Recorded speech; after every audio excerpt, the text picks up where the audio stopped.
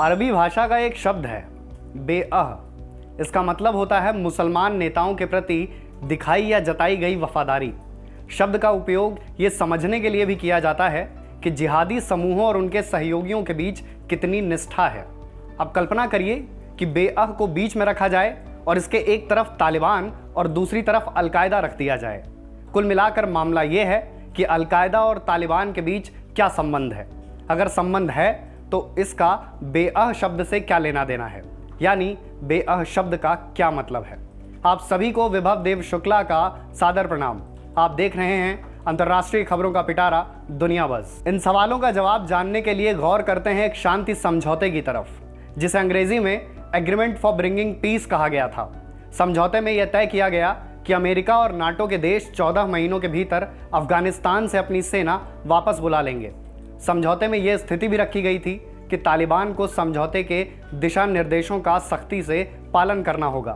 तालिबान ने खुद कहा था कि वो अलकायदा या किसी कट्टरपंथी समूह को अपने नियंत्रण वाले इलाकों में काम करने की अनुमति नहीं देगा। 15 अगस्त 2021 को काबुल पर कब्जे के बाद तालिबान ने अपनी ये बात दोहराई भी थी। लेकिन तालिबान के इन दावों का एक और पहलू है। तालिबान भले अलकायदा से दूर रहने का दावा करता हो, पर उसने सार्वजनिक रूप से अलकायदा को कभी खारिज नहीं किया है। खारिज क्यों नहीं किया? इसका जवाब एक ही शब्द का है, बेअह। ये एक तरह की शपथ है, एक दूसरे के प्रति निष्ठा की शपथ।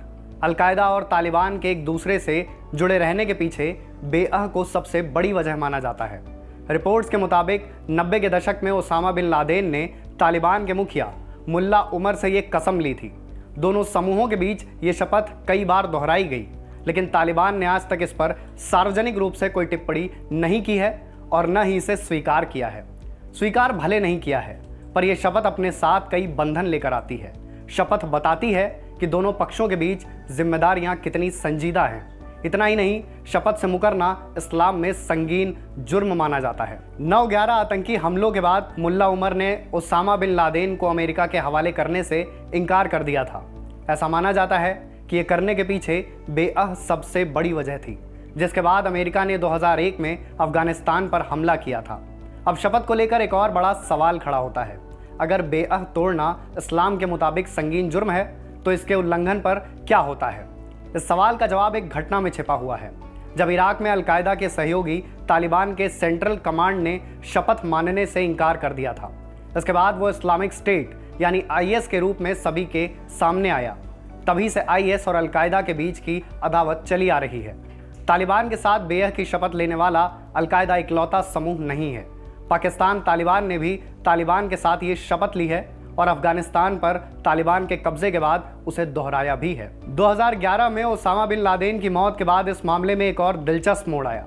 अलकायदा के उत्तराधिकारी अयमन अल जवाहिरी ने मुल्ला उमर के प्रति वफादारी की शपथ ली थी।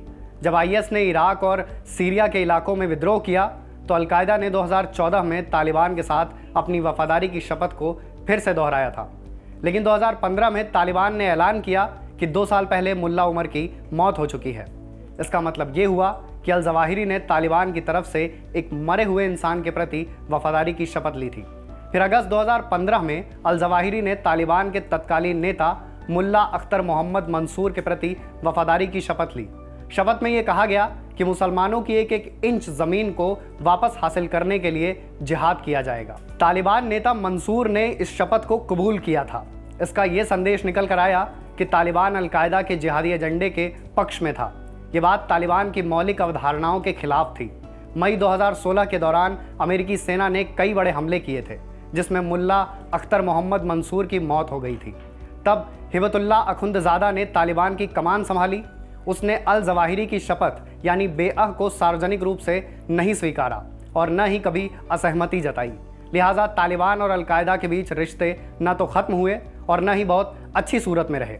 अफगानिस्तान में तालिबान की वापसी के बाद ये सवाल और मजबूत हो जाता है कि अब अलकायदा और तालिबान के बीच रिश्ते कैसे होंगे। इसमें सबसे बड़ा पेच है फरवरी 2020 में अमेरिका के साथ हुआ शांति समझौता। लेकिन तालिबान के सामने सारी चुनौतियां यहीं खत्म नहीं होती हैं, क्योंकि फ़लस्तीनी आतंकी संगठन हमास जैसे समूह तक अलकायदा की शपथ को स्वीकार कर चुके हैं।